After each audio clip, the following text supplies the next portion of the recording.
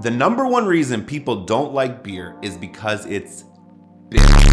And I get it. Many beers are bitter. And especially in America, even the word bitter is scary. And Webster's dictionary defines bitter as sharp, biting, and unpleasant to taste. And I mean, expectations are everything. And I don't know about you, but I've personally had bartenders tell me that this beer is bitter, and my mind automatically goes to unpleasant taste, and I'm pretty much checked out and do not want to get that beer. But when we say the word bitter, I think we are potentially using an oversimplified word that we don't mean. Especially when we were young, we were taught about the world and life in a very binary kind of way. Like, these are the good guys, these are the bad guys. This thing's light, this thing's heavy, this thing's black, this is white, this is sweet, this is bitter. And as our vocabulary changes and as we learn about the world, we realize that life is not that black and white anymore. There's a lot of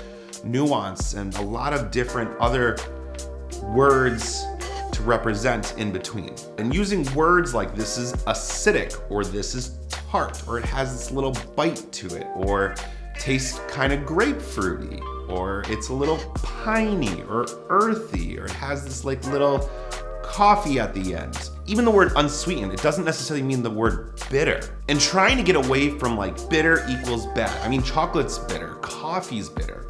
Doesn't necessarily mean it's bad. It just doesn't have that sweet texture that many of us are used to. By using these types of words, we kind of make it more approachable. They don't sound as bad. You might actually want to try something that is piney or earthy.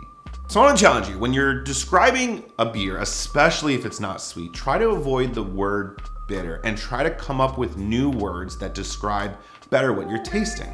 By using other adjectives and digging a little deeper in your vocabulary, you may find that as you're trying to put these words to the flavors, you discover different flavors and different vibes that you didn't notice before, and you might find that you actually like the beer instead of just being